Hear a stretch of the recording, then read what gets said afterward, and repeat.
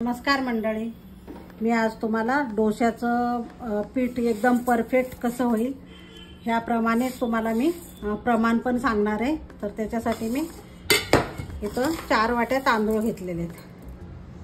हे आपले जाड तांदूळ आहेत, कुठलेही रेशनचे तांदूळ वापरा, फक्त इंद्रायणी तांदूळ वापरू नका। हे दुसरी वाटी, तिसरी वाटी आणि ही चौथी वाटी। 4 वाट्या तांदूळ घेतले।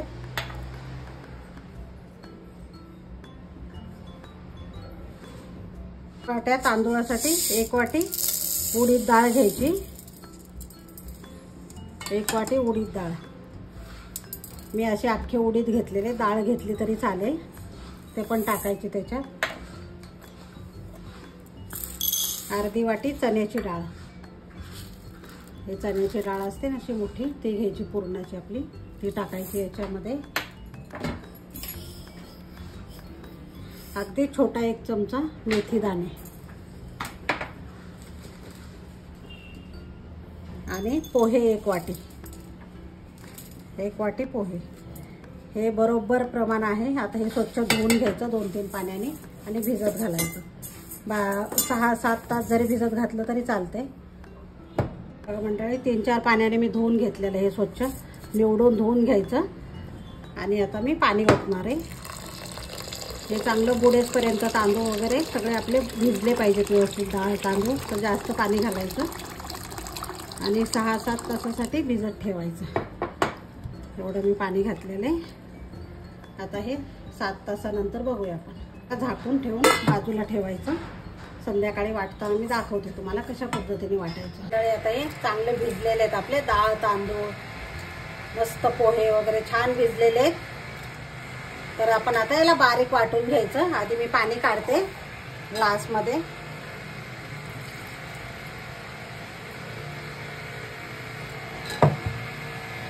आणि आता मी बारीक वाटून घेते। मिक्सरचं भांडं घ्यायचंय आणि त्याच्यामध्ये टाकून घ्यायचंय हे।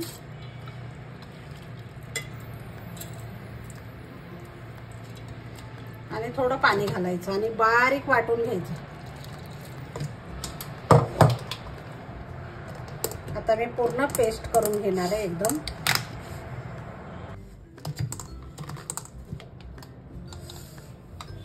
हे बघा मंडळी, अशी एकदम बारीक पेस्ट करायची मस्त, मग खूप छान डोसे होतात। तर याच पद्धतीने मी सगळी पेस्ट करून घेते। चांगलं फेटून घ्यायचं। आता सगळं वाटून झालेलं की मस्त मिक्स करायचं आणि 5 मिनिटं चांगलं फेटून घ्यायचं।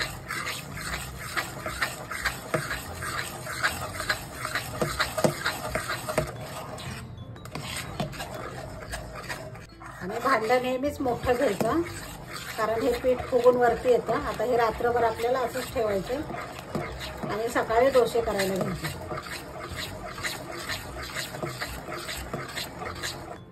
हे बघा अर्धच भांडं पीठ आहे, पूर्ण अर्ध भांडं पीठ आहे।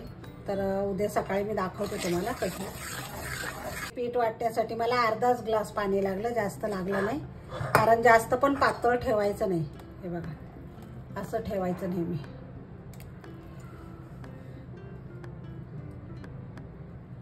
एवढं घट्ट ठेवायचं। आता मिक्स करून झालेलं आहे। आता हे आपण रात्रभर असं झाकून ठेवून द्यायचं।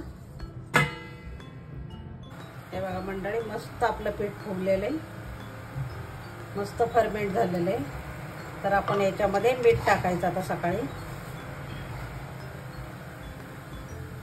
चवीप्रमाणे मीठ टाकायचं आणि थोडीशी साखर टाकायची। साखरेमुळे ना कलर खूप सुंदर येतो, मस्त ब्राऊन कलर येतो त्याच्यामुळे। आणि सगळं असं अलगद मिक्स करायचं, जास्त त्याला फेटायचं नाही, अलगद मिक्स करायचं मीठ आणि साखर।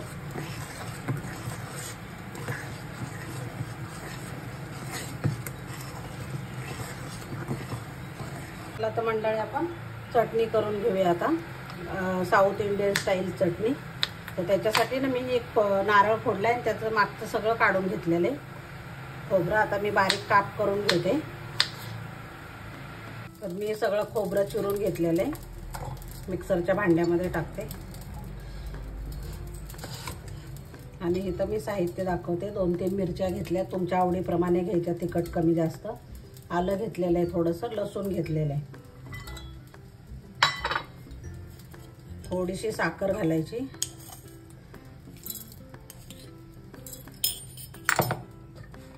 मीठ घालायचं थोडं, साधं मीठ थोडं घालते मी आणि काळं मीठ घालते. काळं मिठामुळं चव येते चांगली.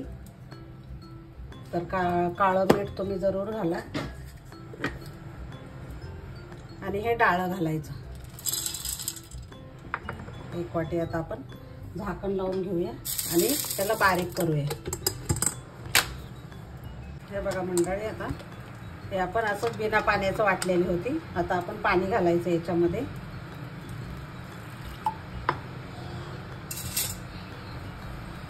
आणि मिक्स करायची चांगली आणि परत वाटून घ्यायची. आता ही आपली व्हाईट चटणी तयार झाली आहे बघा, मस्त. आता फोडणी देऊन घ्यायची. आता मी चटणीला फोडणी देणार आहे, त्याच्यासाठी मी तेल ओतून घेते. तेल तापलं की आपण मोहरी टाकायची.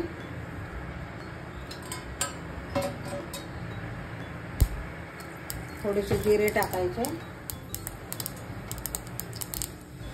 मी उडदाची डाळ नाही टाकणार, कारण आमच्याकडे नाही आवडत. उडदाची डाळ पण टाकायची, पण तुम्हाला आवडत असेल तर तुम्ही टाकू शकता. आता कढीपत्ता टाकायचा.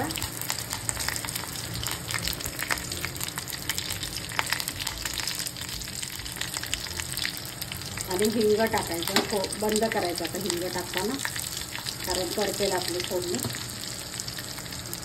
आणि चटणी ओतायची.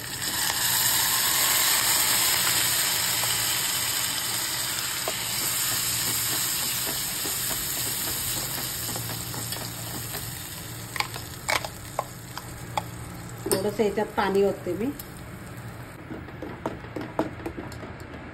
हे बघा, तुम्हाला पातळ किंवा घट्ट तुम्हाला तुमच्यावर आहे कशी ठेवायची. तर मी अशी ठेवलेली. हे बघा मंडळी, मी कास्ट आयरनचा तवा मी ठेवलेला आहे याच्यावर. तुम्हाला म्हणलं होतं मी डोसा करून दाखवेल, तर मी आता ठेवलेला आहे गॅसवर. तर त्याच्यावर पाणी टाकायचं. तशा पद्धतीने आपण करायचा डोसा. त्याच्यावर मी पाणी टाकलेलं आहे, पुसून घ्यायचं पाणी.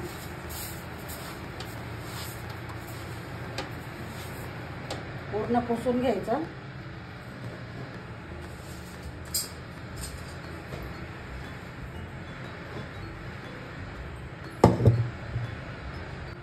आणि आता डोसा टाकायचा.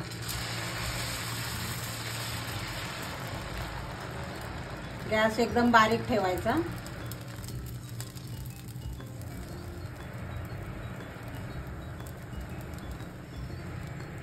या पद्धतीने.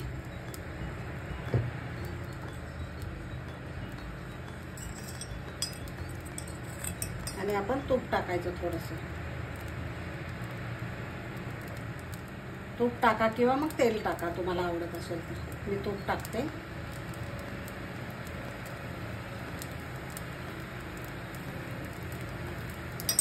आणि थोडंसं सुकू द्यायचं. मग दाखवते मी तुम्हाला कसा निघतो डोसा तो. आता आपण एक साईडला करून घेऊया हा डोसा. हे बघा, एकदम मस्त निघतोय.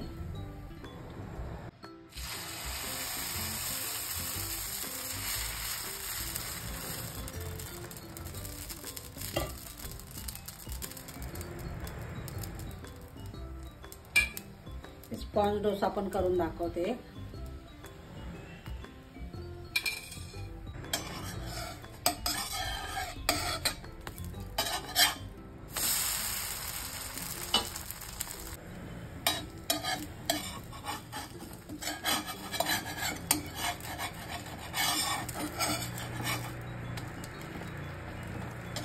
हा पण मस्त झालाय बघा.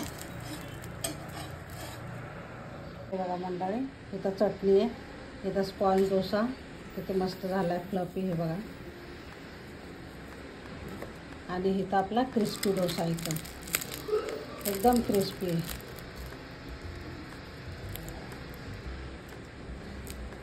आणि खूप छान होतो. तर नक्की करून बघा. मी सांगितलेल्या टिप्स सगळ्या पाळा. एकदम मस्त झालेला आहे.